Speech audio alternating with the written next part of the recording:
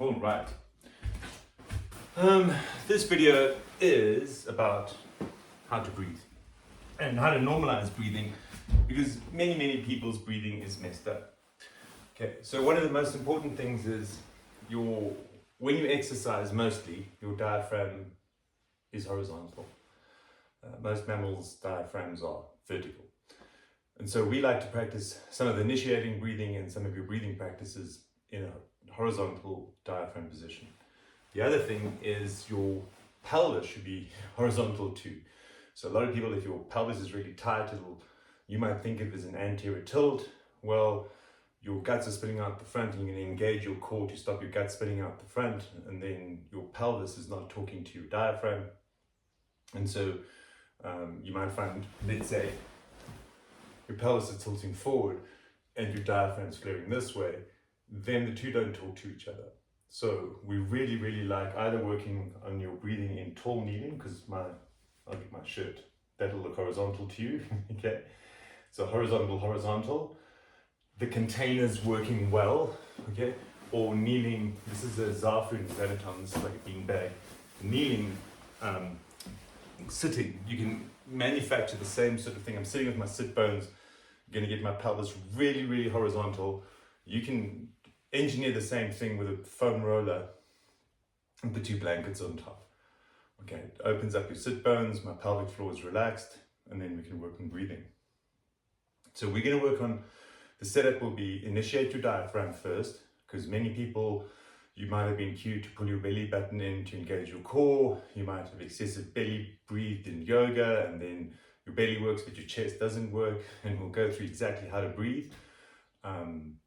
And then how to get that breath into your different movements, and how to sync your breath up with your psoas and your iliacus, your big hip flexors, which are also spine stabilizers, which are also accessory breathing muscles, and how to get that all in sync so you don't run around with severe back pain, tight pelvic floor, stuck breathing patterns.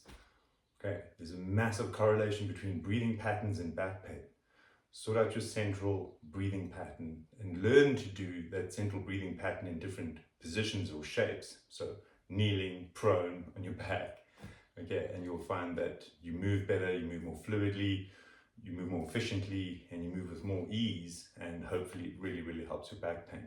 One other thing is you'll never ever have a healthy diaphragm until you have proper hip function and pelvic floor function. Okay, the two go hand in hand. So you can't just keep working on your diaphragm and not working on your hips and pelvis. And this little routine will get you 80% of the way there. And the other one is you need to nose breathe when you sleep at night. So if you wake up in the morning and your mouth is dry, you're basically wrecking your breath every night when you sleep for hours and hours and hours. You're gonna have a hard time getting on top of your breathing. So make sure you nose breathe when you sleep at night. Right, so without much further ado, to initiate your diaphragm, you're going to pinch your nose 50%, half, okay, half closed, and you're going to breathe in, and you put your other hand here, and sort of, there's my ribs, there's my sternum over here, and we're going to try and feel something happen underneath. So 50% nose pinch, breathing in.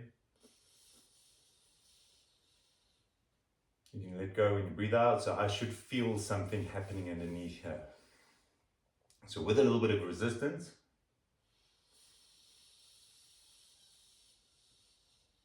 your diaphragm initiates, your diaphragm comes down, it contracts down to pull air into your lungs. And this is a great way of initiating diaphragm. And a lot of people's diaphragm is stuck up. Let's say you're on a long haul flight, your stomach is liquid, it's not compressible, it's pushing up and it's pushing your diaphragm gets stuck up. So 50% pinch.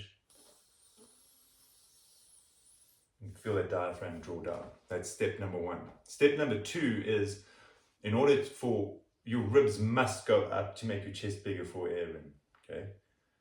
But if I lift my ribs up, my belly button comes up and my diaphragm comes up. So what happens is your ribs must come up, but your diaphragm must go down, which means my belly must get bigger. So bigger chest, bigger diaphragm. The only way to do this is to basically arch. So now we're gonna go, same 50% nose breathing in, chest gets bigger, belly gets bigger. You might have to rub your belly out, massage it, soften your core if you've got a very strong tight core. And we're going to do the same thing. So breathing in through my nose, okay, 50%, chest gets up, belly gets bigger, I'm gently arching. To breathe out, I'm going to round. It's almost like a sit-up, I'm contracting the air out. Breathing in, breathing out. Okay, so 50% breathing in, chest and belly get bigger, breathing out, and gently round. And you might find what we've just done extraordinarily challenging. Okay, it really might be difficult for you, and if it is, it's something you need to practice again and again. Remember position. So now we're going to lie down. Now my diaphragm's gone from loaded, my stomach's hanging off it, or my esophagus is going through it, my liver's hanging off it, there's a bit of resistance. To lying down, it can change things dramatically. But we're going to do that same rounding and arching and breathing, the central breathing pattern, and then we're going to add some hip movements to it so that our psoas and the iliacus know what to do, and then we're going to flip onto our stomach and we're going to practice the same so that your body knows exactly how to breathe and how to move. So lying on your back, again pinch your nose, you want to feel your chest and belly move. Breathing out, I'm going to round my spine, I'm going to compress my chest, I'm going to turn my tail under, I'm trying to get my hips to join to my ribs. Breathing in, chest gets bigger, belly gets bigger, back arches. Breathing out, rounding, trying to connect my ribs to my hips. Breathing in, everything gets soft. Breathing out, everything gets round. To untwist my diaphragm and to learn how to use my psoas properly, we're going to go feet together, knees together. I'm going to breathe in, soft belly, big chest, rotate to the one side, and then breathing out, I'm going to contract everything down to the midline. Breathing in, soft belly, soft chest. You should look over your shoulder. Breathing out, contract my core. I'm almost doing a sit-up except my neck and head is relaxed, it's not moving. Okay, tail turn under, squeeze all air out. If you pinch your nose 50%, it helps initiate the diaphragm. Breathing out, contract to the midline.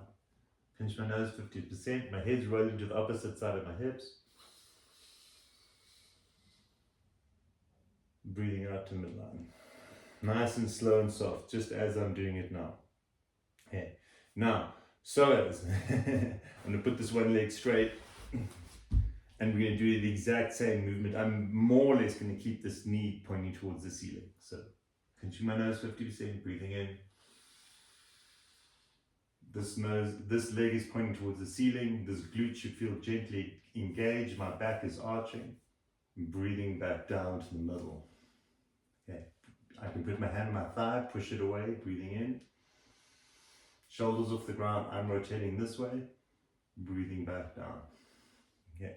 So now your psoas, your iliopsoas is lengthening as you breathe in, and it's falling back down to the midline as you come down. Breathing in. And we do like that on the other side.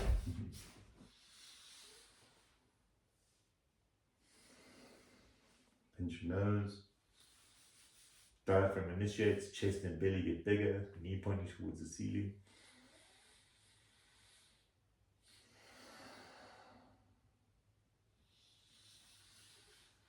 Once you've got the nose pinching and you know that you're initiating your diaphragm, you can kind of stop with the nose pinching. So if I breathe in through my nose and out through my nose, this and this gets bigger and I can feel my diaphragm initiating, breathe out through the nose. So you're breathing in and out through the nose. All right, now both legs down. This leg I'm going to roll to the outside, okay? I'm going to take a deep breath in. As I exhale, I'm going to drag my leg up the floor. And I'm going to turn my pelvis under. I'm going to flatten my ribs. Okay, so breathing in, breathing out, breathing in, arching my back, extending my leg, breathing out, dragging my leg up in a figure of four. That's your iliacus you're working. Breathing out, dragging my foot on the ground, knee out. You can do it on the other side. So roll a little bit, knee out, breathing out. Roll my pelvis, ribs come down, core engages. Breathing in, extend, breathing out. And you should be breathing slowly, so 1, 2, 3 out. 1, 2, 3 in. 1, 2, 3 out. And then you can alternate. Breathing in and right leg.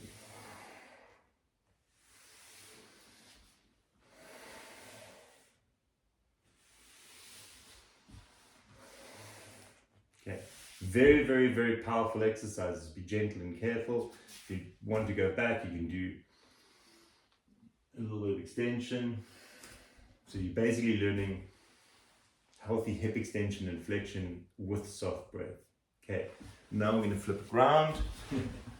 Palm down, head on top of your hands. Flap your wings, shrug your shoulders, take all the tension out of your body, and you're just going to rock from side to side. As I'm rocking from side to side, my pelvis, when I rock to the right, my left knee gently pushes into the floor. When I rock to my left, my right knee gently pushes into the floor. That's the cue of running. Knee floats forward. If your knee floats forward, the front of my hips will be soft as I rotate. You need soft hips to have a healthy iliacus. So rocking from side to side, softening the front of your hips, right? That's sort of move number one. You're not really thinking about your breath is just soft and you're breathing through it. The second part is we're going to do a rounding arching. And I'm going to focus on breathing in and pushing this part of my body, so my chest, where my ribs meets my belly, my solar plexus. I'm going to press that into the ground and arch my back. And when I breathe out, I'm going to round, chest comes down. I'm going to drag my belt buckle or my pubic bone up the mat. Okay? Breathing out, breathing in. Press here into the ground when I breathe in, breathing out, flatten my ribs. You should almost feel like your core contracts you and sucks you onto the floor like a limpet mouth. Okay, so breathing in, breathing out. Breathing in, breathing out. Breathing in.